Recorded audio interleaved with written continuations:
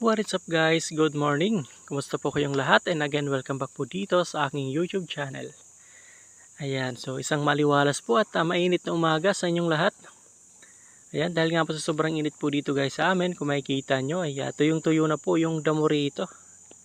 Ayan o, kulay brown na, kaya pahirapan na sa pangunguhan ng damo itong mga kalabaw natin o itong mga alagang kalabaw natin. Kaya ito ngayon, sakati na lang muna nitong dahon ng atipolo. Ayan po. Yan pong dahon na yan po ay dahon ng atipolo. So, sakati na lang muna dito sa kalabaw para may makain.